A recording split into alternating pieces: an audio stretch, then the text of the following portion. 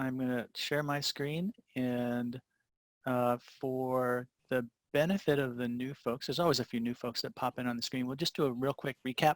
I have sort of noticed that I felt that today was going to be a little bit of a longer day because the material, and what I sort of ended up realizing was it took a lot longer to construct the material. I'm going to than it is to potentially deliver it.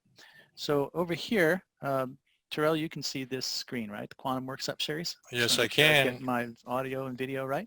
If you want to, if you want to take your Windows box higher, yeah, hit the whatever that is, maximize your window. Yeah. Okay. There we go. Feels a little bit better.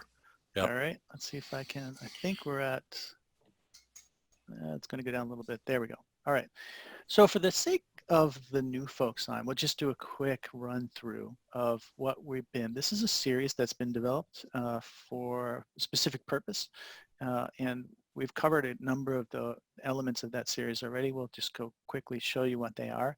But as a backdrop of this, it's meant to be a hands-on workshop for my work, where we have people who are actually sitting in the audience with their own laptop and their own workspace virtually that have this material in front of them that they can click through and actually run these experiments themselves. The idea is that we would rather have people learn through experience than sit in lecture. There's more, conceptual integration and digestion that occurs in those experiences than not. So what we've done is develop this quantum computing workshop, and I'll tell you the pedagogy behind it in a second, but I just want to kind of walk you through what we have here. There are 7 modules. There are a preparation and primer, sort of getting started. We dig heavily into the qubit and the block sphere. Quantum gates and quantum circuits is the next one in order. We do get into quantum key concepts. Today we're going to be talking about simple quantum algorithms, and then on Friday we're going to cover problems and practicals and just sort of kick it off with quantum machine learning. And it's meant to be an experience introduction. It's meant to, through experience, get people immersed in it to an extent. So just running quickly down the line, the preparation primer, I'm going to cover just a few bits of this just to get started, just with context and roadmap, and then maybe show you a few of the vehicles we use to begin explaining things. And I think this sets the stage for the new folks. The problem that we had uncovered, at least I uncovered, is that much of the education, there's really 3 camps, but I'm going to break it up into 2. Producers and consumers. The producers are the folks who make the quantum tech, and they're the ones who are busy, brilliant, smart folks, wonderful folks doing tremendous work, but they're building the technology that will sometimes, as consumers, now we're in the consumer boat of this, we're going to get handed whoever wins this standards war, whoever wins at what level this process, they'll be the de facto standard to some extent. We'll get those, and then we'll actually begin using those at some point in time in the greater enterprise. But the education of the producers is very different. They need opaque mathematics and dense quantum physics to be able to deal with the work that they need to do on the research side. But the consumers will never have to worry about that. You just get the materials and actually start working with them. So the needs of the consumer base is more along the lines of twofold, really software engineering. How do you, from a software engineering perspective, do this? And that's the tack that we're going to take, and wrap that around professional consulting. How do you talk to business people? How do you talk to stakeholders and all of that? And so this is a horribly underserved space. And that's why I made these materials, to help introduce and get folks exposed to that area. Now here's our roadmap. And for those folks in the greater enterprise, I mean, until you have a quantum computer in front of you that you can actually solve problems with, the justification of having a group in the greater enterprise engaged in this work comes from patents and defensive publishing. And that's why we can justify to the business folks why we exist. And you sort of backtrack that to, well, if I've got someone who's got zero quantum knowledge, how do I get them up to speed to be able to get a cohort in the greater enterprise able to do this? And the very first step is this quantum workshop. This is that 7 series where we begin to introduce and expose people to these quantum concepts without having the entry price of them having to learn dense quantum physics or opaque mathematics. So that's really kind of what that's all about. And because of that, and because of this, like, we don't know who's going to win this war. this conflict. We're centric of concepts. The front and center thing that we're saying is digesting and understanding the conceptual elements of this rather than the implementation frameworks. And because of that, we end up using a whole lot of implementation frameworks, like a demonstration video circuit versus Blocksphere Playground and all that. And you'll see some of them down here. These are kind of the things that we'll actually use throughout the course of this to try to get various concepts across intuitively and develop an intuition around this concept. So this is sort of the background of all the kind of things we're doing. And of course, we did a really deep dive on the Blocksphere. We did a whole bunch of exercises and walked through many of those concepts in great detail. We graduated into quantum gates and circuits. After that was quantum key concepts, which was the last one we did on Monday. So today we're going to move right forward to simple quantum algorithms, and we will tinker a good bit here. We will merge into problems and practicals on Friday with quantum machine learning, bringing up the rear in that end. So that's kind of the quick overview for all of you, and for all of you folks who are new, for the old folks who came here, or loyal folks, welcome back. Hopefully we'll keep you entertained today. So simple quantum algorithms, the tenet here is a couple of fold. I mean, there's lots of algorithms out there. We want to just look at the simple ones to get people introduced to some of the nuances involved in that. And then we're going to take a deeper dive in some of the what I call developmental detours of supportive concepts that undergird the algorithmic development process. So we'll talk about quantum classical relationship a little bit. We'll take a look at a really simple perfect coin algorithm. I think it should be stock and trade for every first year. We'll look at the Deluche algorithm. I'm sure I butchered that, and the Deluche-Josa algorithm. We'll look at that in detail from a number of different angles so you can see it. And then we're going to enter into sort of this conceptual part, what I would call the developmental detour. So we'll look at C phase and its representations. That's a very important thing. It gives way to its phase kickback. It's one of those concepts that I talked about last presentation. And we'll see that in its glory today and really do a deep dive into how that works. We'll look at phase logic, because all of these things sort of undergird the transition into phase logic. Now, that's some fascinating stuff. We're not talking about digital logic or quantum doppelgangers of digital logic. We're talking about phase logic, a very different thing. And then we want to really have a strong hop into amplitude amplification, and then quantum Fourier transform, and why those things are important, how you can see those, just to develop strong intuitions about that. They loom large, particularly when we start getting into quantum problems and practicals, because that we use those quite a bit. So that's the roadmap for tonight. Let's just jump into it. So the quantum classical relationship, I think, is something that everyone here has a fair knowledge of, but we'll just cover it real quickly. You know, the classical computing today is really algorithmic with high-level compilers all the way down to semiconductors. Well, the relationship with quantum and the classical side is really it's a symbiotic relationship. You still have that same classical hardware, but you sort of got this new quantum piece, and that handles only those aspects of the quantum process that can be handled well, and we can see a quantum speed up. So if there's a multi-tiered algorithm that you have out there, that there's only one part of it that can actually benefit from being tossed over the fence to a quantum processor to process and then hand you the result back. That's kind of how it works. And so you really have to think about classical computers with these quantum controllers. You can even think of them as controllers, as a conduit there. Now, with that in mind, you know, we take a look at a quick detour into the QIS simulator, because we use that a lot.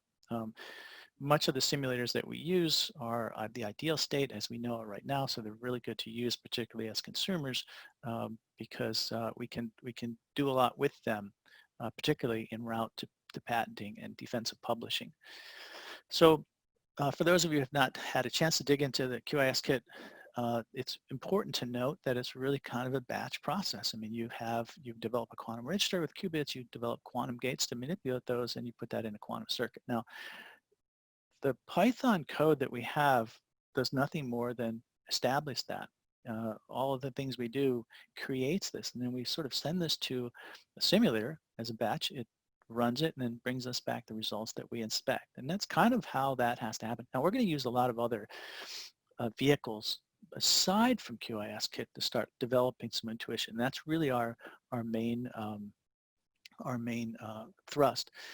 So we'll begin to fill in the gaps here with other vehicles. So let's just look at the perfect coin algorithm. And this really flipping a coin, but what we want is to make sure that's completely random. And this should come to no surprise. We just put a qubit in there, throw a Hadamard gate, and we know that we have an absolute pure 50-50 chance.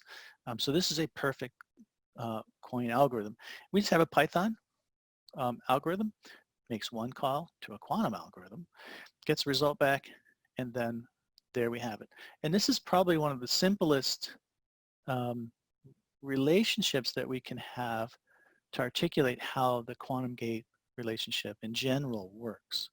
And so this is a really nice starting point for folks just getting into the field. So what do? We get QIS-Kit to, I'm not going to burden you with the code, but effectively it creates a Hadamard gate, has a qubit, creates a Hadamard gate, does a real quick call, and then gets the answer back. So that's this. I'll just run this real quickly. And as you can see, we've got, we can make the call here, heads or tails, to the quantum coin flip. That's this function up here. And we just keep running it, and heads 1, we'll run it again, tails 1, run it again, and we just keep going like that. And that's just really neat, simple foray into this. Now we've gone from the wading pool into the deep end. And we're going to take a look at this algorithm here. This is where things get interesting, because we're going to use phase kickback. We're going to begin articulating what phase kickback might be doing to add value. And really the problem here that we're trying to solve, this doesn't have much of a practical side to it, but it does have good theoretical side, and it shows a true quantum speedup, so it's worth studying. And what we have here is this oracle function. We have this black box, and we have a couple of inputs into it and outputs that we can inspect. The idea is how many times, how few of invocations to this black box here do we have to institute to determine whether the result from here is either balanced or constant. Now, balanced is defined as equal numbers of, in our case, it's going to be ones and zeros. And constants either all ones or all zeros. So that's really the problem setup. And so what we're going to do is look at it from a classical point of view, and then look at it from a quantum speedup point of view.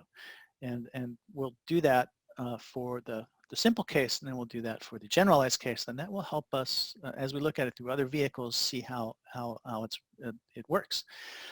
So the kicker here, and we'll look at this in a number of different areas, is we're going to do this phase kickback. It's a deeper dive we'll look at, but the phase kickback actually uses this interference mechanism to bias which one of this measurement here. And if we can use the interference mechanism to bias that measurement, then we can, through, you'll see it when we do the quantum side, we don't have to take as many invocations of this circuit to figure out whether it's constant or balanced. So let's have a look at that. This is, oh, by the way, for the new folks, all this stuff is meant to be a takeaway. It's meant to be given out. It's meant to be distributed. So you'll see a lot of references here and links and things like that, because this is meant to be a takeaway. Now, at some point in time when I'm done enriching it, which is what these meetups are helping me do, forcing is kind of the other issue. So I'm appreciative of that. When I've enriched them far enough to where it's a useful product, we'll get it out there to to the greater group. So so the classical approach here is basically brute force. How, we have four possibilities if we're only dealing with zeros and ones, and so we can create an algorithm to do that. And we run it 4 times, and within that, that's sort of the minimal number of times that we will take to actually get a result. So we're just going to run this code. I won't burden you with walking through line by line, but in this case, there's 2 classical calls required. We have the black box here, and we're going to make 2 calls to it, f of 0 and f of 1. So we click on that, and we can determine, oh, hey, that's constant. We'll click on this again, run it again, and it's constant. Click on this again, run this again, and let's see if it still works. Oh, and it's balanced. So there's a random number generator in here that will switch between balanced and constant. But the crux of this argument is that it takes 2 calls. I must take f of 0 and f of 1 at the very least, send it to that function and find out what my return is, begin to analyze that before I can determine that, yes, it's either, black box is either a balanced or a, or it's constant. And so that's a neat problem to set up. And we did it classically. Can we do better quantumly? And of course the answer is yes, or I wouldn't be showing this to you. Again, there's this phase kickback that we're going to cover a little bit more detail, so I'm not going to burden with you that. There's a bunch of math here involved. I'm not going to burden you with that either, but it makes for a nice graphic. And the idea here is that if we implement that black box, that function, as a quantum oracle, and we'll take a look at what that is. I mean, it's really a very fairly easy function, but if we implement it as a quantum oracle, then we can construct a circuit that only needs to be run once. And that will tell us exactly what that is, whether it's constant or balanced. And that's a true quantum speed up. So that's one of the things we want to see. And so, why does this quantum approach work? And I'm going to make a pun here. We're going to use, it's a quirky explanation because we're going to use quirk as a vehicle to begin to understand what these things are. First, remember our main key is the understanding, the strong intuition development of the concepts around this, not necessarily any particular framework in which we do. So what we're going to do is we're going to set this up. And now this will change from vehicle to vehicle, so we do have to pay attention to that. But in the constant gate and the constant oracle function, we'll use an ID gate, which is really nothing, or we'll use a NOT gate, standard things. And for balance, we'll use a C NOT, or what I would call an inverse C NOT when we get to quirk, because they've got some extra functionality there that other folks don't have natively. And if we get a 0-1 back, we have, for our purposes, we know it's constant after we measure it. And of course, if we get a 1-1 return, then we know it's balanced. And so that's how that's going to work. These are the circuits we have. We've got a NOT gate, a couple of Hadamard gates, and then the oracle. You'll see that here, a couple more Hadamard gates. And then we begin to measure it. Now, the constant circuits are either going to have nothing or it'll have a NOT gate. Like we mentioned up here, the balanced function will have a C NOT or an inverse, what I call an inverse C NOT. We'll get to what that is. But we're going to look at quirk first, and it's going to be instructive to look at this diagram first and have me sort of unpack this for you, because this tells you what to look for, and then we'll actually run it so you see it. So we've got 1, 2, 3, 4. We've got constant and balanced as use cases. We have the oracle function that gets implemented in this horizontal line right here. So for balance, we've got what I call the inverse C NOT or the standard C NOT. And then for the constant, we've got either what's called the ID, which is nothing, or just a NOT gate. And what we're looking for is, after measurement over here, what are the values we get on those qubits? And if the values that we get are 1-1 in the case of quirk, then we know we've got a balanced function. We just run it once. If we say 1-1, we know that's balanced. And no matter what we're using, whether we're using 0-1 as an input or 1-0, we'll still get that 1-1 on the end after we measure it. If we happen to get something different, a 0-1, then we know, regardless, that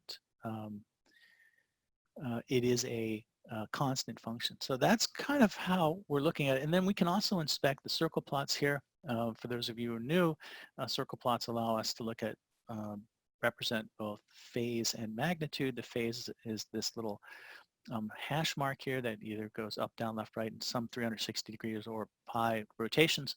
And then the magnitudes are represented by the circle, how well it's filled, whether it's filled halfway, most of the way, or whatnot. It's a useful abstract vehicle for doing that. But this is kind of what we're going to implement. So whenever we see, we can manifest the first half of the gate here, we have the oracle in the middle, and the second half of the gate here. And then we look to see what these measurements are, and that gives us an idea of whether or not we have a balanced or consistent or constant function. And so let's just go ahead and do that. So what we have here is Quirk, and this, for those of you who don't know what Quirk is, it's a wonderful toy simulator. It's well built. We can use it for intuitive understanding, particularly teaching in this space, and it gets a lot of thoughts across and concepts fairly clearly articulated, particularly in the behavioral sense. You'll see that both today and tomorrow. And here we have that same gate. We have an inverse knot here, and we can get rid of that if we want to and put a regular knot in there.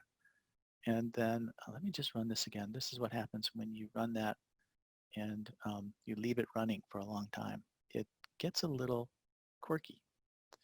So we're going to go like this, put that in there. That wasn't too happy with me. Let's just run that again. Ah, there we go. Much better. My computer was misbehaving. And so what we see here, oops, is this what I wanted to do really? Nope, I'm just jumping all over the place. This is what I want to do, I'm sorry. We can see that we have a balance function here. And we can literally move this out if we wanted to, put something else in there, and then we still have a balance function. We could take this out, and we notice that it's changed. Now it's a constant function. If I read my my notations right, and then we can come down here and really investigate the next case. So this is an articulation of all of these four cases. Is what I really want to show you. So we can have literally nothing in here. And that's that is our constant case. And when we put a not gate in there, we're still at a constant case. And if we take either a C naught, we get into the balance case, or we can bring in the inverse, what I call the inverse C naught. There's probably a better term for it, but we get the same result nonetheless. And that gave us, I mean, that's live. It really shows us proof that these things will work from the point of view of the Quirk simulator. If we wanted to look at the phase kickback trick, one of the things you'll notice here is we're keeping this bottom set of qubits. We really don't need to, and we do a Hadamard with it and we measure it. We really don't need to. Now, you can't see this under the hood, but there are phases that are being kicked back and influenced here. We'll look at it with a better vehicle later on. This is why some vehicles work, some don't. But effectively, the phase gets kicked back here, and we still get the same result. And so I wanted to just explore those two. Quirk will do it. It'll do it under the hood, and you don't really see it's happening. I want to explicitly show it to you later on, but at least I wanted to show you one of those gates that we're not, we basically are eliminating this bottom qubit and saying, we're going to use it only for its phase manipulation capabilities, but the top qubit is the thing that's being affected by that. And so we can effectively just get rid of this whole thing and come out with the exact same results. And we do. We get the constant down here, and then we get the balanced right there as well. Whoops, although I think I messed that up a little bit because I got lost somewhere. So that I just wanted to show you examples of both of those with phase kickback, even though it's not obvious that it's happening. The underlying circuitry of this toy simulator is implementing that. So knowing that that's out there, and knowing that this has to implement that to be a true representation, we can actually experiment with those things and see that the results are consistent, even though we can't trace it under the hood. So let's look at QIS-Kit to do the exact same thing. So we've looked at the Oracle circuit from a Quirk point of view. But let's look at it from a QIS point of view. It's a little less intuitive, as a matter of fact, and some of the numbers are a little bit different. So a balance in this case is 0, 1, and constant is 0, 0. So that's a little bit different. It's just a function of how QIS works. Got a few helper functions here we can run and set up the program. It's pretty much an identical circuit to these guys up here. We're recreating this. And we can run that little bit of code. I'm not going to burden you with that. We get an object, and then we can interrogate that object, which is effectively what we're going to do here. And right now you can see that we've got a C0 gate, so we know what's going to happen, and we can balance. We can actually go and interrogate that again. And of course, that comes out and says, yes, that's a balanced function. Now we can go back and say, we've got a convenient little switch here to go from B to C. That allows us to change the characteristics of this, and we can run that again. We can go in and look at the new circuit, and we can see, yes, that's changed. So that's going to be a different type of function. Instead of balance, it'll be consistent. And we run that again, and then we see, yes, it's the output for us is consistent, and that's a constant function. So that just goes to show you, as much as we can get this to work, it's not nearly, it's one tool, and it's not nearly as intuitive as the previous tool in that space. So there's, if conceptual intuition is as primary as we expect, we need to use many tools to really get a feel for that. Another one of those is using the QC engine from O'Reilly, and we're going to basically build the same function. The outputs can be slightly different. I mean, we'll get for a balanced oracle, we'll get a 1 as an output, and for a constant oracle, we will get a 0 in that space. So the underlying, it works slightly different in this implementation. But you can see the oracles are going to be the same. It'll be a NOT gate in this space. For constant, it'll be a balance. We'll have the C0 gate there. And let's go have a look at how that works. Now, this is a bunch of code that I've written to try to make your life a little bit easier. And this is, where are we here? Did I stop sharing? I think I stopped sharing. Yes, you did. Come on, man. I hit the wrong button. Be nice. Share. I did too. There you go. I think I'm going to have to make it a little bit of smaller screen so I can come down a little bit. I hit that wrong button, and I've got sort of the drop-down menu at the top that is fairly problematic. So what we'll do is I'm going to get this code, and I'm just going to highlight this code, and I'm going to go into the IDE for QE engine, and I'm going to put that in here and run it. And effectively what we'll do is we're now implementing these two use cases, or at least one of those use cases. And what I want to do, the beauty of this tool is it allows us to step through the circuit and watch the behavior of the circle charts below it. And I've also implemented a little bit of color so we can see some of the schemes as they manifest itself. So we establish an input here with a standard NOT gate. Half the circuit we go through as well, and a lot of things happen here. We put them both in superposition. That allows us to effectively, in one fell swoop, execute and test all of those for instances at once. And that's the beauty of, that's where quantum really kind of outshines the classical side. Of course, we're going to implement the oracle. So the oracle takes its role in that. And the notation, the color of the spheres changes when when the phases change. And of course, you can see the magnitude of what gets populated in terms of size of each one of those circles. And then we can execute the second half of the gate. I mean, once we've done the oracle, we've got to rerun it through the Hadamard gates. And then we can measure that, and that comes out to be a 1. And that tells us, in this case, that we have a balanced oracle. We did it in one pass of that. I'm going to go through, whoops. I'm going to go through and make a change. Now, where was that change?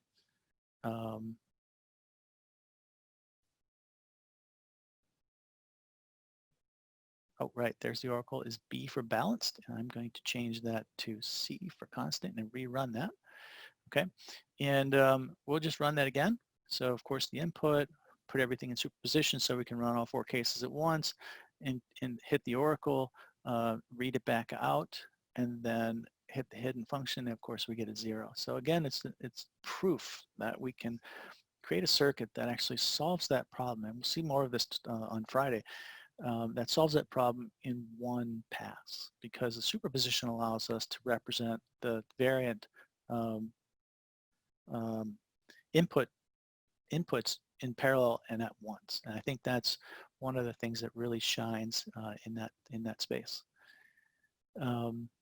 Let's go back to, go past this because we've already done that. Let's generalize this. So we did it for a couple of small examples, and I'd like to generalize it for the n number of cases. Now it's slightly different. I mean, here's sort of the picture of what we're doing here, but what we're really looking to do is can we change this for n number of qubits? And of course we can. So things are slightly different, but what we want to do is be able to create a circuit that gives us the opportunity to look for a balanced or constant function in one swoop, in sort of one pass, that we can guarantee with 100% we've gotten it right. And so we can definitely do that. And so you'll see something like this. You'll see an X number of qubits here, and we'll play with the number of qubits there to show you that it actually really does work.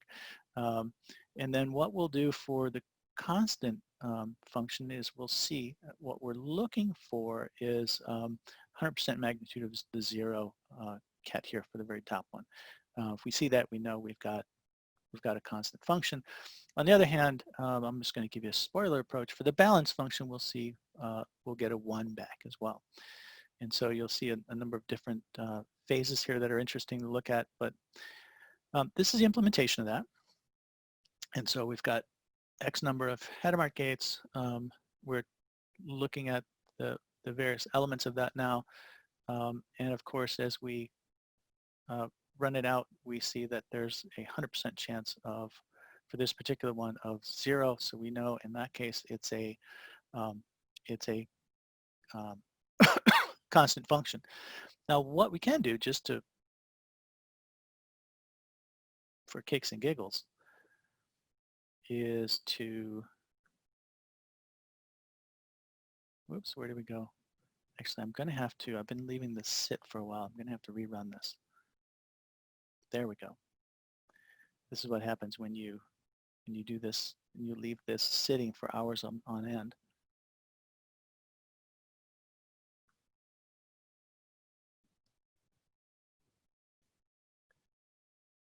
And no matter what I did, I basically added another qubit. I still come out with the same answer. And so, and we can keep adding qubits and things like that, but it will still come out with this answer. So this is a way that we can use Quirk to demonstrate to ourselves that we can solve for the generalized use case. And the same thing can happen with the balance function too. I'm just going to rerun this because the last one was behaving a little weirdly. We've got the same thing. We've got the 1 over here, which gives us an indication, at least in this platform, that we're getting a balanced result.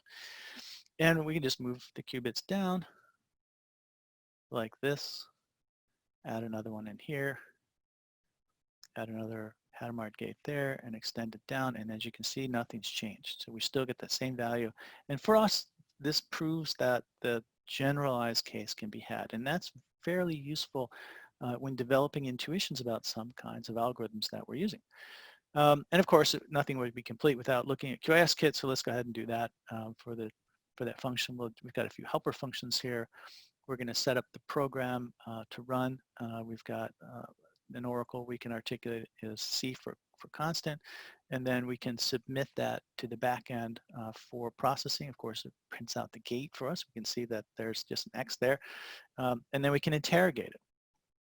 So we interrogate it, we get the result we expect, which is 0, 0.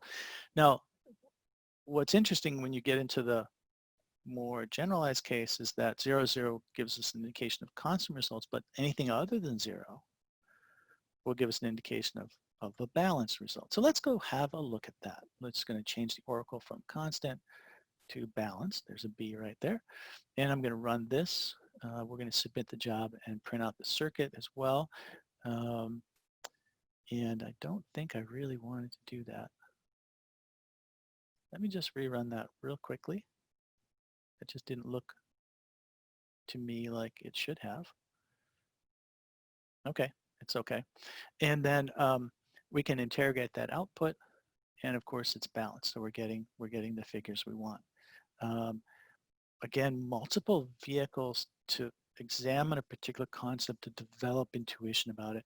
There's another vehicle, we can use QIS-Kit to do the same thing, but this is interesting, and it's very different. So they have a different circuit that they use to illustrate this, and this is wonderful because when you look at you try to implement a simple circuit in different frameworks, the nuances really pop out at you. So the circle plots in these cases with the color and the phases give us an indication of what's balanced and what's not. And so when we look at their balanced circuit, this is how they're going to implement. They'll use the scratch disk, and we'll put everything in superposition, and we'll execute an oracle function. Now, this oracle function happens to be a phase kickback function.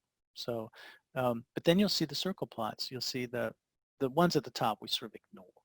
But the ones at the bottom, every other one, the phase has been changed. And because this is a phase operation, one's up, one's down all the way across. And you can see that's balanced. Now and that's balanced because the oracle function is balanced.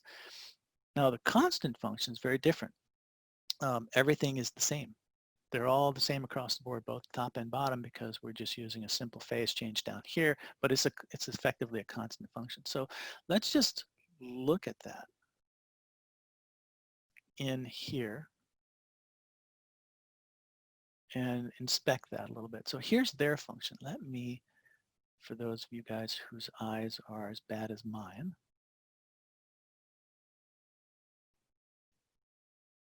I think that's as good as that's going to get. You know, we can go through and inspect it. We initialize, we've got a scratch disk and a register. Now the register is binary 7, so this is the 4's place, this is the 2's place, 4, 5, 6, and this is 1 place, so that's 7. And then we've got the preparation of all of this, which would be just the input states that we want to articulate. We do a header mark gate with both the scratch register and the regular register, and then we put everything in superposition. And then when we hit the balanced oracle function, we notice that all of a sudden there's the phases change. And that's a function of the phase kickback that we'll be talking about in a little bit, that gets implemented by the oracle function, but you can see that it's a balanced function. We have exactly the same numbers down here in this bottom line. They're balanced in that space. Now, excuse me, whoops, I want to make sure I'm clicking in the right spot. Now we're going to take the balanced oracle and we're going to swap that out, and we're going to bring in the constant oracle, and we're going to run that instead. Now, the same thing, get the payload set up, put everything in superposition, and then run the oracle through it, and now we can see that's constant. Now, it's neat to see under the hood the behavior patterns of some of these algorithms and the concepts that we're looking at. But don't lose sight of the fact that this was one pass of the algorithm that gave us the answer. And I think that's notable. And that's what we really wanted to show at that quantum speed up in that regard. So that was that. And now we can get into C phase and its representations. This is the start of the development of Detour. So Terrell, let me ask you a question as we kick off. I know we wanted to sort of take bio breaks for the greater constituency. This would be a good time to do that. How do you feel about that? Oh, I feel marvelous. It's not about me though. So let me see. People, population, give me a thumbs up if you think it's a good time to take a short short break. Yep. Got a couple. Well, it's not a majority yet. It's up to you, boss. Let's do a bio. This is a good All right. time to take 5 minutes out, and then we'll pop right back on, and then we'll continue this. Okay. We'll just keep going. I'm not going to put on a clock right now. I'm too lazy. So we'll start in 5 minutes. It's 7:48 according to my clock. Perfect. Okay. I Right. will I'll don't put unmute. I'll put a timer on. Sorry. I'll put a timer on. It's not Okay. fair to be lazy. All right. See you in 5.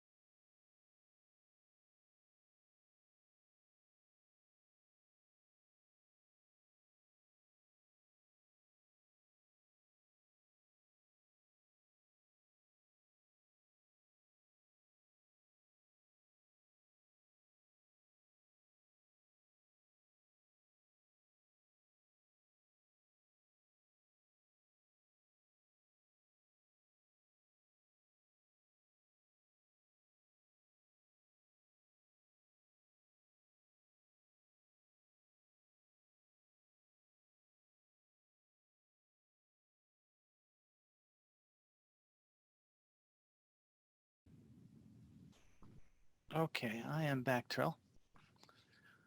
What's our timer say? 2 minutes. All right, we're good. Yep.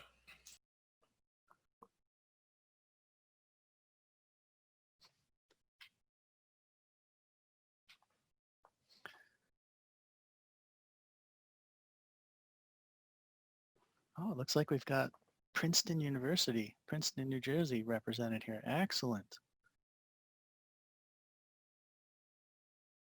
Fantastic.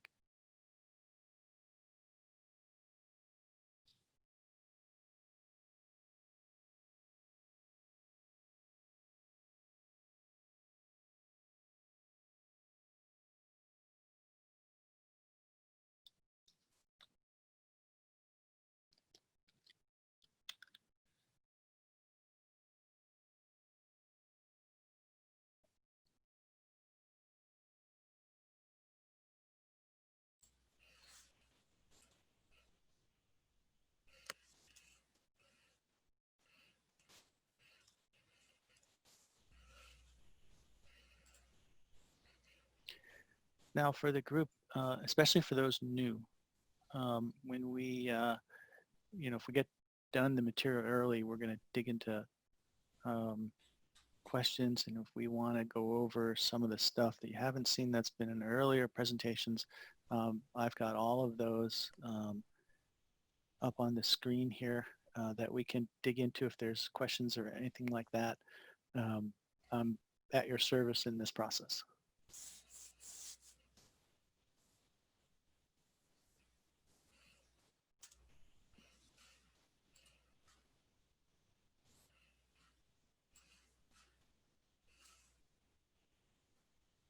You got radio silence for another 20 seconds. I was gonna say it's like getting ready to watch the ball drop for New Year's Eve in Times Square. I don't know about you guys out in Minnesota. You sure do get excited about simple things. Yes, we do.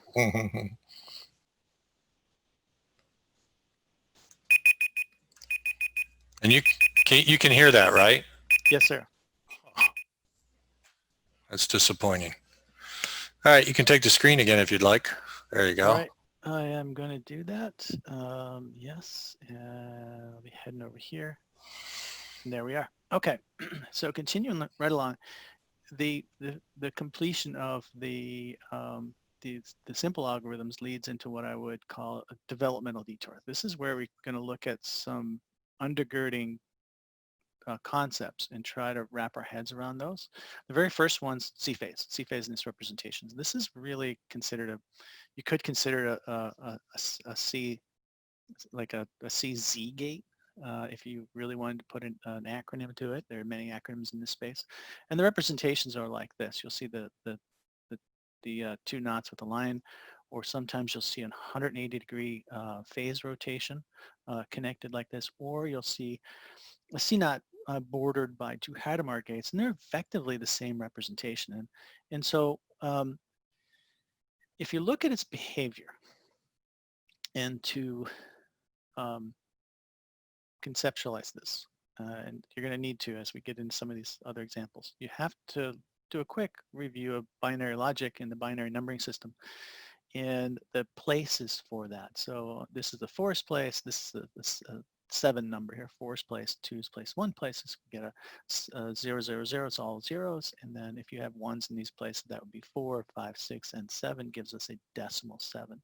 And so these can be very clearly mapped to these registers here. There's the 1, 2, and 4, so there's 4, 5, 6, and 7. And so as we begin to articulate how these gates behave, which is important to getting some intuition about this, knowing these mappings are very important. So if we were to take just a 36-degree phase rotation gate, put it on the first qubit here. Anytime that there's a 1 in this spot, we'll ignore 1 for the moment. 3, 5, and 7, you'll see 3 has a 1 in it, 5 has a 1 in it, 7 has a 1 in it here. Then you'd start seeing those particular gates get rotated by 36 degrees. That's sort of why that happens. If you put it on number 4, you'll see the third gate, which would be the binary 4. All of these would be affected. Now, that's all well and good, and that's sort of standard protocol for how to manipulate those things. But if we link them like this, then this becomes a bit more selective. So only those gates in which there would be a 1 in the 1's position and a 1 in the 4's position, which you would see in decimal 5 and decimal 7. We've got a 1 here and a 1 there, and then a 1 here and a 1 there. Would you see any action being taken on that space? So this is sort of what the C phase does. And it only acts when the control bit is 1, but it only affects the target if the target value is 1 too. So that's why you get this sort of behavior pattern here. And that gives us a selective capability here. And that's useful. You're going to see a lot of that, particularly as we get into phase logic and whatnot. So why do we care? Why is this important? Well, there's sort of a kind of a entanglement generating conditional logic at play here that's got symmetry.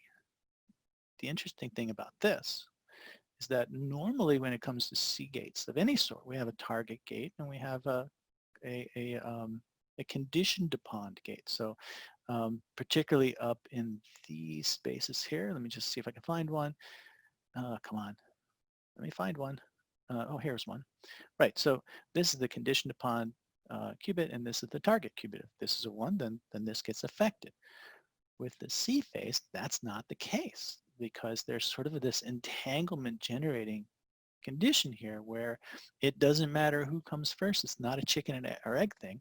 They both get affected. So this could be the target, this could be the condition upon, this could be the target, and this could be the condition upon. It doesn't matter. That will loom large in some of the explanations to come. And it's important to note that.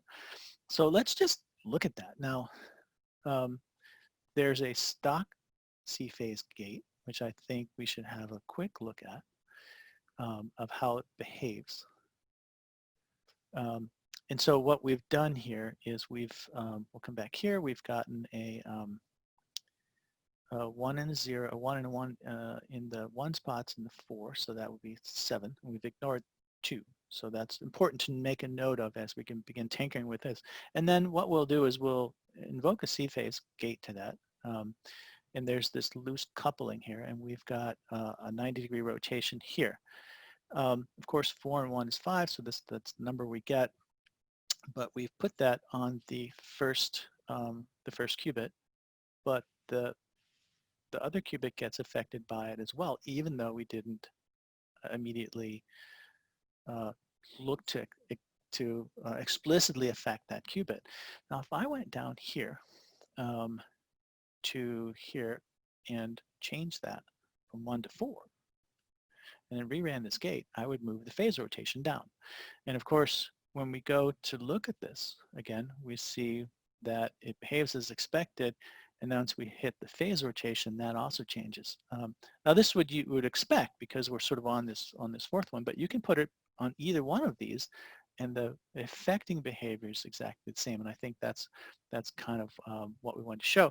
Now, if we did something crazy like put it on 2 and ran this again, and we ran that gate also, and ran the rotation with it, nothing would happen because we're on a gate that's unaffected, and that's important to see. That's an undergirding concept that we'll look at supporting the phase kickback concept that we're going to look at in just a minute. So that was C phase, and we've looked at there. Now let's get into phase kickback. So all of this is sort of incremental progression to phase kickback. Now there's a lot here, and I want to unpack this for you. And then we're going to experiment. It's really important to sort of unpack this first and then experiment with it. It's sort of better pedagogy that way. And so let's give that a shot. So this is the circuit we're going to look at. We're going to look at 2 registers to start with. Really, one register's got 2 qubits in it and another register does not. First register, we put in superposition. The second register, we do not, but we do initialize it to 1. Now, the kicker here is that then we do phase rotations. Now, phase rotations on this register that's not even in superposition, but the C phase is connected to the top qubit. And then we'll do another phase rotation with this non-superposition register that's connected to the bottom qubit. And what we find is that the phase, because of the nature of this, when we talked about C phase as not having a conditioned upon, a defined conditioned upon or target qubit, whatever happens to one happens to the other, we find that the behavior of this is the phase gets kicked back up to the qubits above it.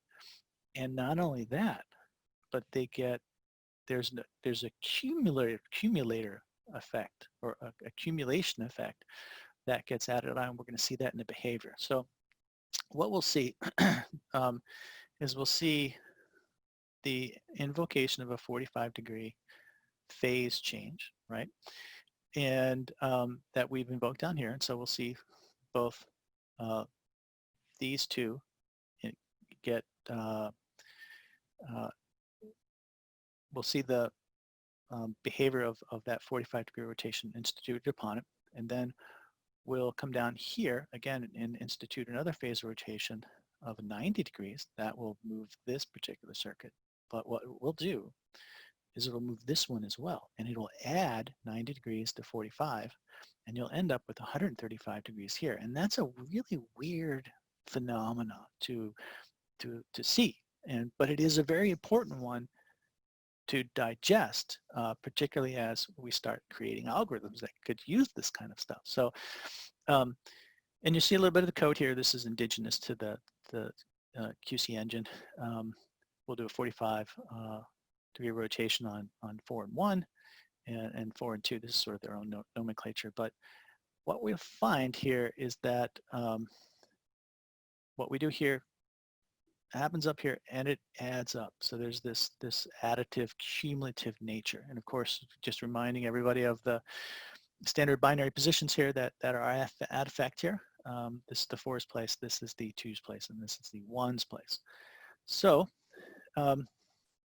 I do like to cover the same material twice just to kind of, for those folks who it's their first time seeing it multiple times before we get into it, it's helpful. From degree rotations, we'll see 0 degree, 45 degrees, 90 degrees, and 135. So you can look for those patterns out there. And of course, the general is 45, 90, 180, 270, and 360, just as a general from a degree perspective of the rotation around those. And now what I want to do is sort of walk you through what to expect as we muddle through this phase by phase. So we'll establish the circuit. It's going to look like this. We'll do the initializations, and then you'll see the circle plots being parlayed in a way that's a little bit more intuitive rather than just sort of this. And once we put them in superposition, all of these give you the standard superposition look. That's kind of how we start things. And then we do a phase rotation, a 45-degree phase rotation of that. We'll move our cursor over and that'll institute that phase rotation. We'll see that both 5 and 7 will add up, will be affected by those.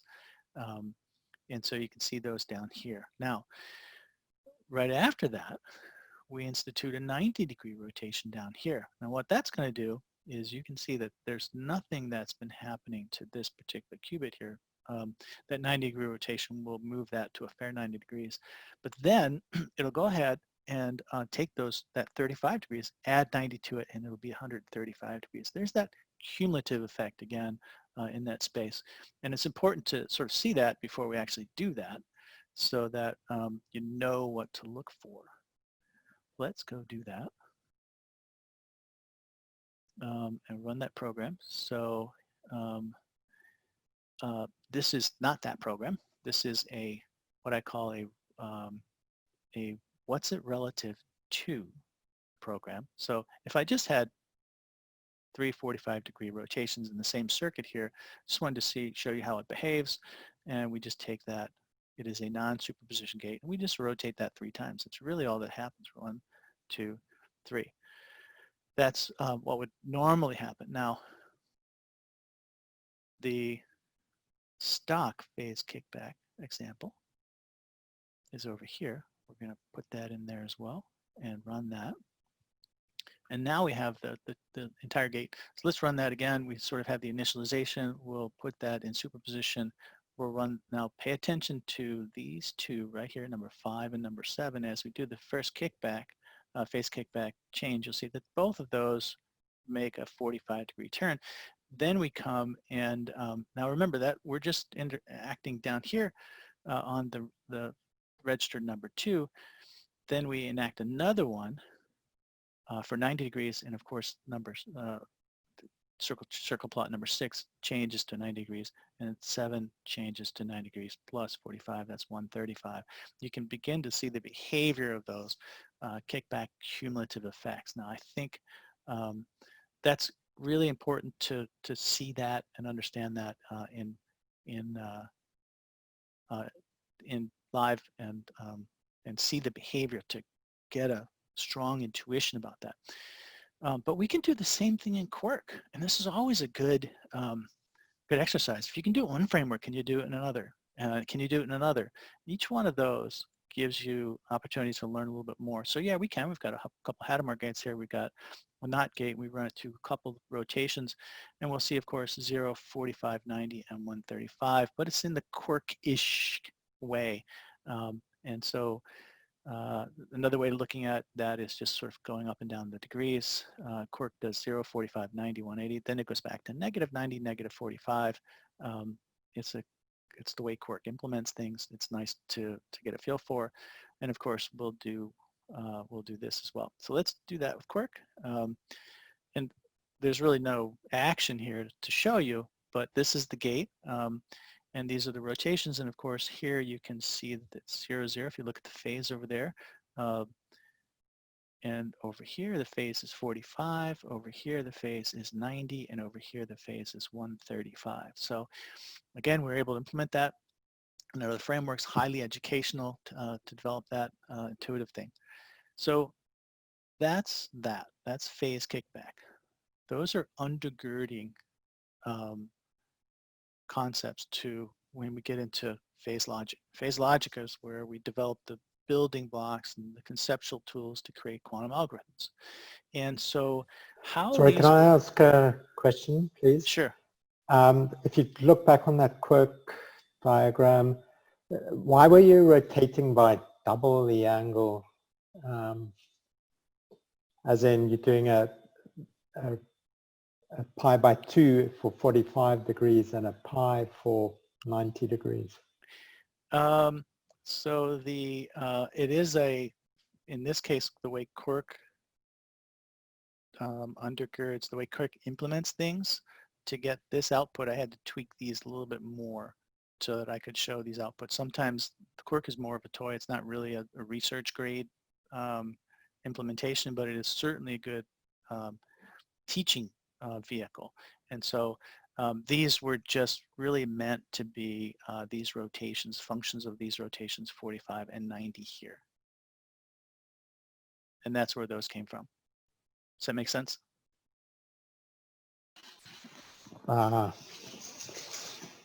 Sort of. Yeah. I mean, it seems to be implying that quirk's doing a rotation by pi by 2 for some reason, so it either should say that in the docs or not. Well, I think what you may be missing is that, and I can show it to you a little bit later, how those rotations go from the pi to the, I can see the disconnect. So you see 45 and 90 here, and you go, how does that relate to pi by 2 and all of that in pi? There is a correlation there that, and I've got a screen around here I can show you, that if you take pi and divide it by certain things, or I think pi in and of itself is 180 degree rotation, pi by 2 is 90. Yes, that's exactly what I'm saying. So they double the angles you're trying to rotate by. Yes, and the reason is because of the implementation in quirk, there's a need to double that. Just knowing that it's a quirk-ishness of quirk is why that's the case. I know that's probably not too satisfactory, but it's why we call it quirky. But yeah, I effectively had to double that, whereas here you would see just a single rotation there. Okay, thanks. Yes, sir. So phase logic is, I think, is the important next step here as we look at these things. So the phase logic really undergirds a lot of the powerful manipulations moving forward. A lot of times we can encode information in both phases and in terms of magnitudes. The key concept with phase logic is that those, as we look at logical operators, those instances where, as we look at, say, where are we, at the truth tables of concern with any particular logical operator that we're instituting, what happens is those instances where we would expect a 1, like in this case it's an OR. So if you would expect an OR gate to give you a 1 in any instance except for 0, 0. So 0, 1 gives you 1, 1, 0 gives you 1, 1, 1 gives you 1. And then what the phase logic will do is, assuming superposition, is it will give you, it will flip the phase in those instances where you see 1 values of the logic gate output. And that's where we begin. So this is where that conversation is going to go. And this is sort of a clarity take on that. But if we looked at the operators like the OR, the NOR, the XOR, the AND, and the NAND, we would see phase flips for those areas that you would expect to see 1s in that space. So with the OR, you'd get 1s in these positions. With the NOR, you'd get a 1 with the opposite of that, the negation of the OR. excuse me, the XOR and NAND are below that to give you a feel for that. And to give you a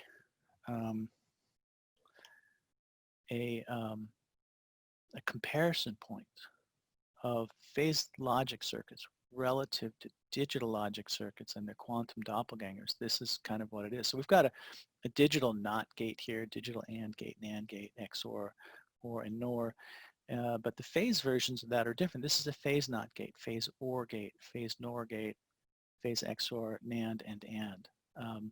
And it's instructive to look at the truth tables to know what we're looking at, and then actually see how few of those work. So let's have a look at a phase OR gate over here. And so here's an OR gate. We've got a couple of qubits. We'll put them in superposition, and then we'll run the OR gate from that, and you can see what we would expect an OR gate to produce in terms of those 1 values. We see an amplitude, or we see a phase flip there.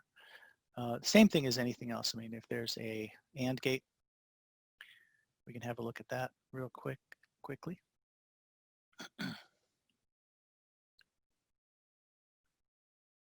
And so there's the AND gate. We have a couple of qubits, put them in superposition and execute the AND gate, and we see those behaviors manifest down here. And that's really what all of this is to show an introduction to what those are, how they behave, excuse me, and how some of these logic gates would show. As we begin to use these elsewhere. So I bring these to you as a precursor for some of the things that we'll look at in quantum problems and practicals on Friday. We'll begin using many of those with things like kittens and tigers and other things. So that's sort of the rationale for doing that quick developmental detour. But I would like to go into amplitude amplification as a concept and work our way through that. I think that's very important, particularly with Grover's algorithm. That's a key aspect of how that functions.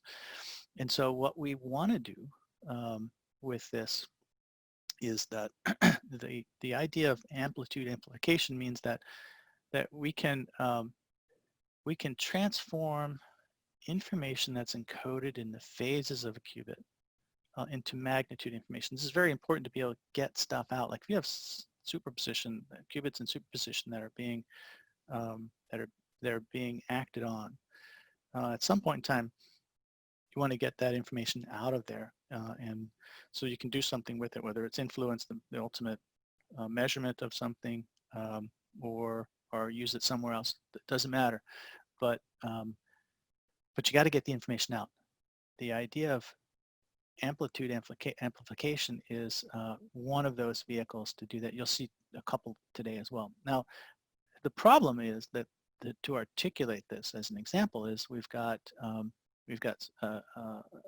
register here, and we've got some qubits that are of interest, but they're hidden.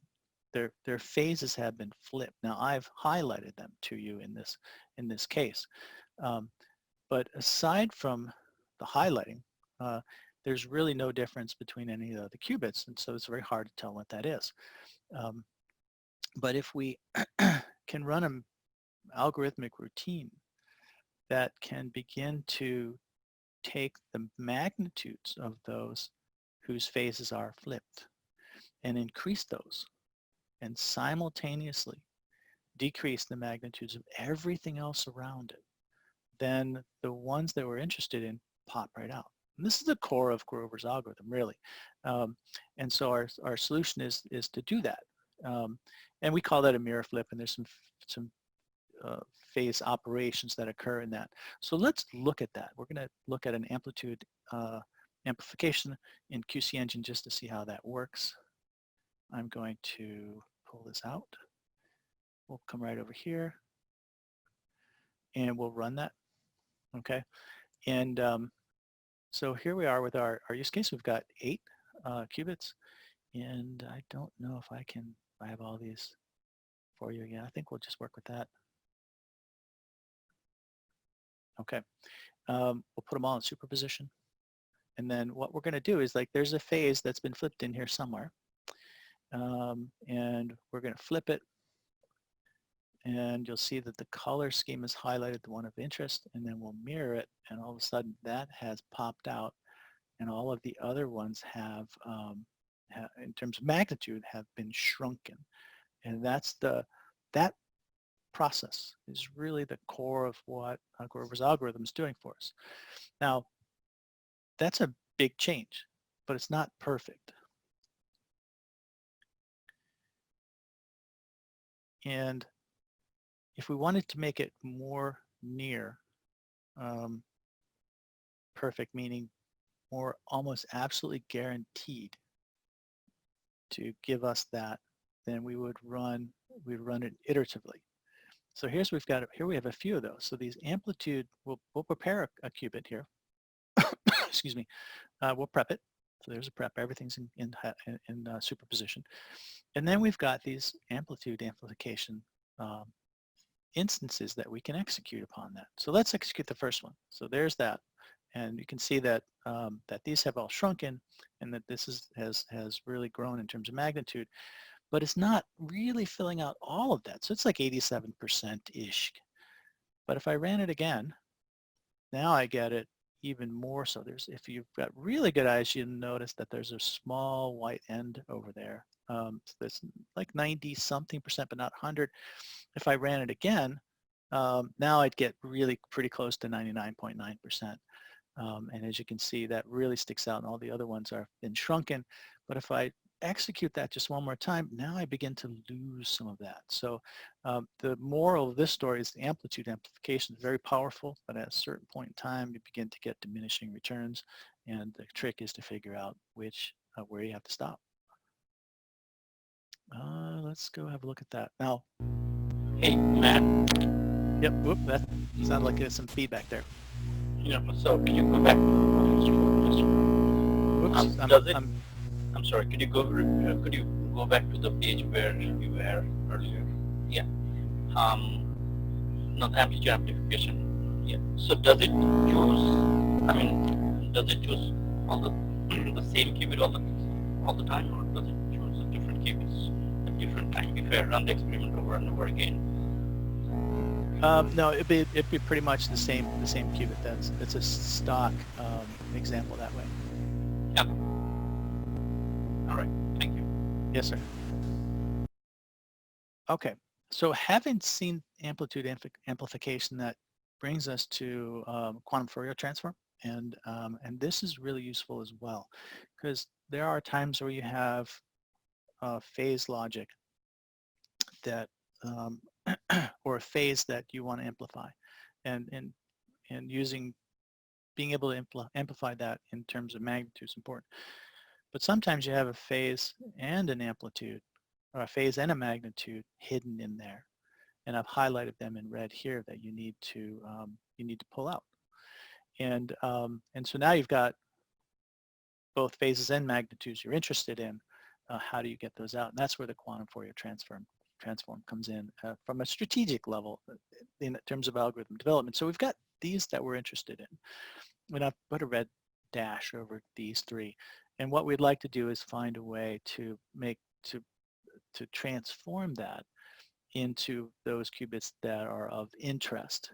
And in just the same way that we did with amplitude amplification, but it takes in phase information as well. And so that's where this quantum Fourier transfer comes into play. In our case that I'm going to show you, we won't be showing you these. We'll be showing you a simple one and keying off of the 8th qubit here. And so what we've got here is preparation, and then the QFT will pull that out for us. Without going into all the heavy details, let's just run that for you.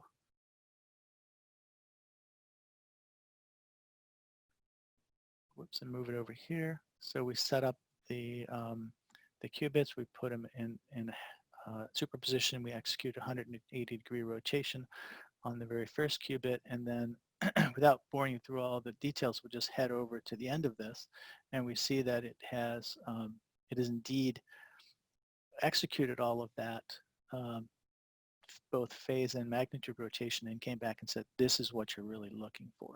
And that's a very helpful process when there are many, you've got both phase and magnitude concerns that you have to deal with in developing algorithms. And that, Terrell, is the end. So we've ended early today. It just seemed like there was more material here to put together than to actually go through. But Terrell, if you want to open up the microphone for questions or going over older material for the new folks, now's a great time to do that. Yeah, you think you're finishing early, huh? We're gonna let them loose on you, man. Yeah, no, the microphones are open.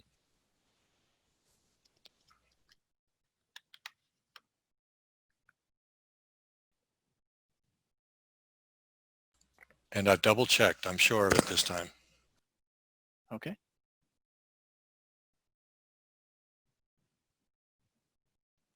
Okay, I'm gonna have to start calling on people. There we go, Todd. Todd's got his hand raised. Just go ahead on mic, man. All right. So I have a question about the Hadamard gate. I was reading some sort of long-haired book that referred to it as the Fourier transform. Does that have a basis in that? Because I see this being used in the quantum Fourier transform in all these phases. So that's so they in that how you have affectionately dubbed it the long-haired book. Yeah. I like that. Well, this guy started from classical reversible computing and used group theory to like build this up into the relation between classical computing and quantum computing. Okay. And my guess is that he probably led with some hefty linear algebra in explaining that. Just using group theory, he just assumed linear algebra, I suppose. But okay.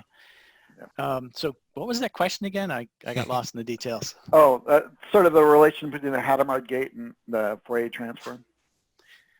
I think the Hadamard gate's a standard stock. I mean, putting anything in superposition before you do processing on it is really critical because you can't take effect or advantage of quantum speed up or quantum processes. The power that has, whatever form you want to take it until you put that in superposition. So I think that's absolutely critical. It's not just QFT that it affects. It's everything.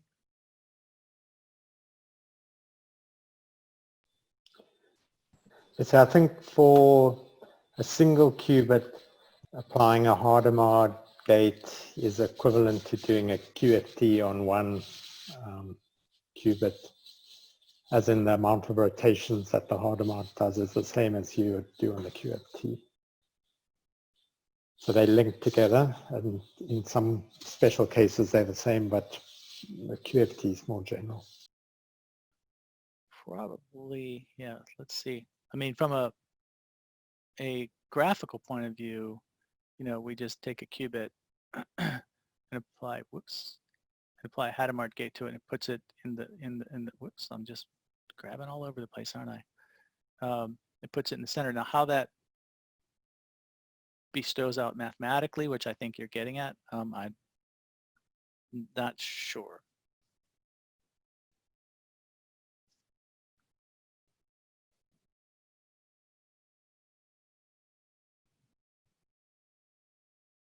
Other questions from the group? We've got a lot of folks here. A lot of new folks too. We've got VG and Chuba at the bottom. Anything from you guys? Or Spencer? We've got Spencer out there. Yeah, hi. I have a question if I could ask. Sure. When you're going through the constant and the with the zeros and the ones there showing which one, the different states, the balance and the constant, from the section just above there, it looked like or maybe one up again from there, but there, the constant was 0 and 1, and balance would be 1 and 1.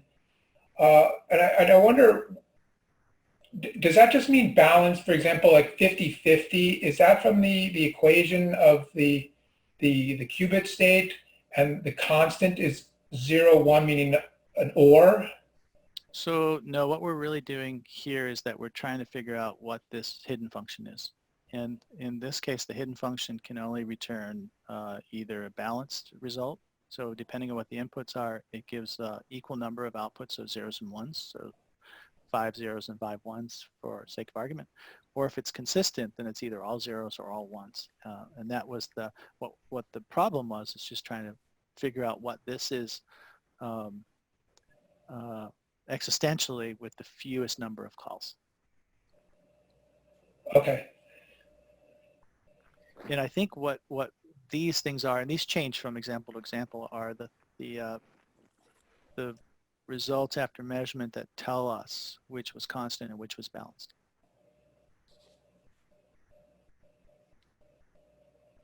Okay. All right, we have some, I think, Terrell, we've got new folks here. We should make the new folks ask questions. I don't think VG's been here before. VG, do you have anything? You've got your hand raised, go ahead. Yeah, VG's up. Hi. Actually, I've been around and I've been following what you're doing. I think it's a great effort to organize this kind of community and give these talks. And since things are coming to an end, I have more like a comment. Because I'm one of these guys that you would say the black belt. I have background in nuclear physics and quantum computing. And I was thinking exactly along the same line that Terry is pushing this to organize events. And I love the way Matthew is presenting the talks. But I have the feeling that we are losing people because probably it's start flying over their heads, or because they are not really having the opportunity to have the hands-on experience. And I was thinking that actually going through, for example, like the IBM Quantum Challenge, just as a group and trying to do the exercises there is probably one way to keep people engaged in simple exercises. So I don't know what you're thinking about it, and what are your ideas along this direction. Terrell, I'm going to punt that to you. Terrell, you can just do a poll and we'll find out. Okay, hold on a minute. I guess the question is, was the question whether we're losing people? Well, I guess it's more like, would be people interested in doing simple exercises, actually given a Python script and they go through working through that, rather than having a presentation, just like hands-on exercise. yeah, I think that's really important, that experience that you have through going through one of those.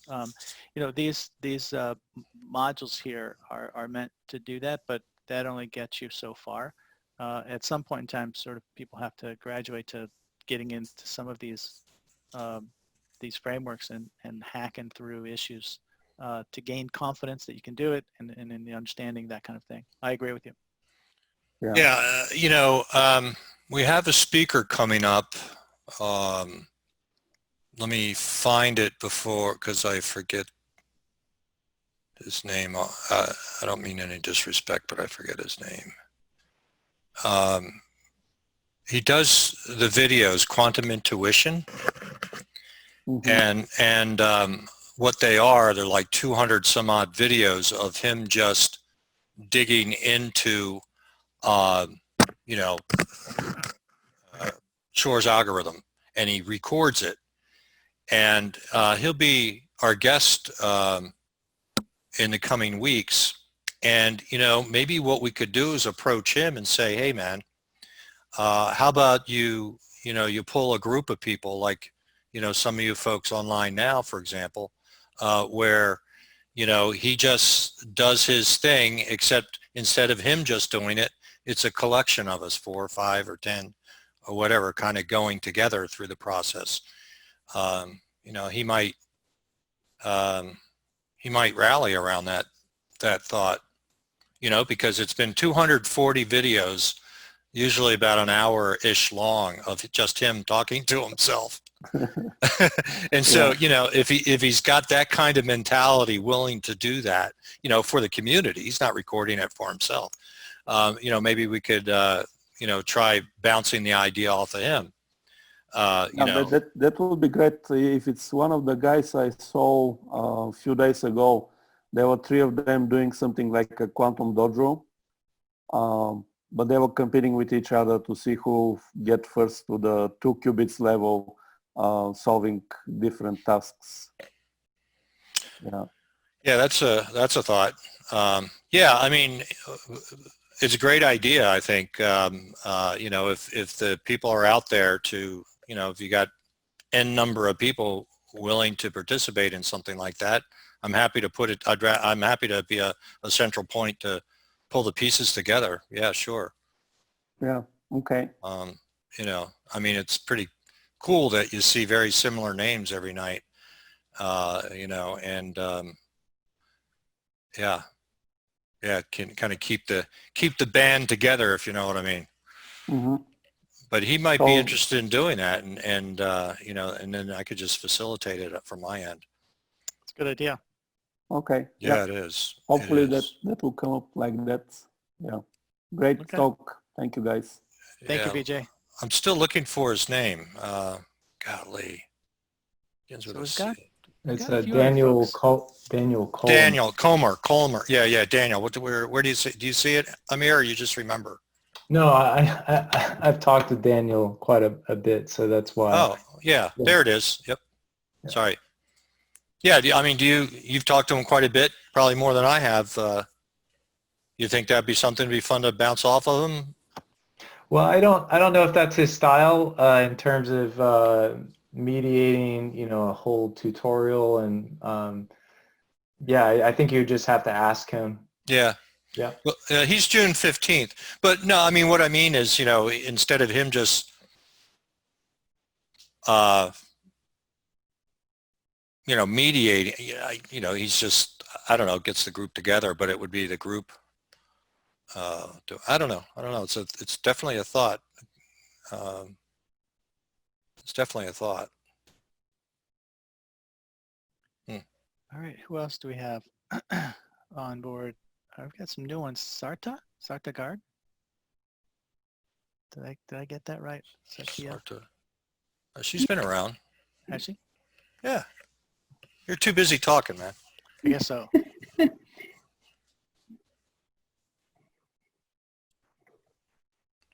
You've been around, Sarita, right? I've seen you like 100 times. Yes, I have been learning it and trying to understand from the perspective of business, because what we are doing here is more related to the hardware side of it, programming the hardware of the quantum computer. I'm looking more from the application, but this is important to understand to write the application and the software. So this is good to know and learn about it, the architecture and the hardware side of it. It's like assembler language. You're learning with the hardware and all the bits and qubits of the computer. Yeah. Hey, Nixon. Greetings. Yeah, I'm kind of new. I had a quick question. Would you be covering, Matthew, in terms of how do you prepare states when you run a classical quantum hybrid algorithm, like for quantum machine learning kind of scenario? I'm doing some work in quantum machine learning, and I think that would be a very important aspect, especially for quantum finance and quantum chemistry. Yeah, the state preparation for those, I probably, for the level of detail that needs to be had in those areas, I will probably not touch those, no. For quantum chemistry, finance I'm not aware of, but quantum chemistry is very sophisticated on the machine learning side of that, and I won't be covering that. So hopefully someone else will, but it won't be me. Do you have any prior experience in terms of any references that you've come across? One of the colleagues, Keeper Sharkey, who frequent than any of these, is a true quantum chemist. And if she pops on, I would highly recommend connecting with her because she's in the middle of that. Thank you. Thank you. Yes, sir. So there is a paper which I think it was called something like Preparation of Quantum States, which explains how to do that in the general case and shows that you can do it fairly efficiently. I think it was root n number of operations. But it's like a bisection tree type of way that you do it.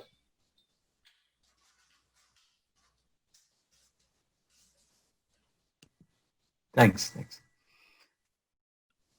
Yep, thank you, David. Well, Terrell, it's 7:33, and we're at the bottom of the hour. What do you think? I don't think anymore, but you're going to measure me and take me out of superposition, so I'd say, yeah, I think we sound pretty tired tonight. We still got one more session on Friday night, so save some energy there, although Nixon just raised his hand. I just met Nixon today, sort of, at the IQT conference. So let's see what, Nixon, is your hand still raised there? Or? Sorry, it was raised. I'm done. Actually. Oh, unraise it then. All right. Yeah, why don't we call it a night, people? Go out and do something constructive, please. Especially you, Matt, in Minnesota. Of course, I'm going to go grab a beer. yeah. Pay for it, though, will you? Yes, absolutely. So thank you, everybody, for taking right. time out of your day to join us on this. We very much appreciate it, and we look forward to seeing your smiling faces on Friday.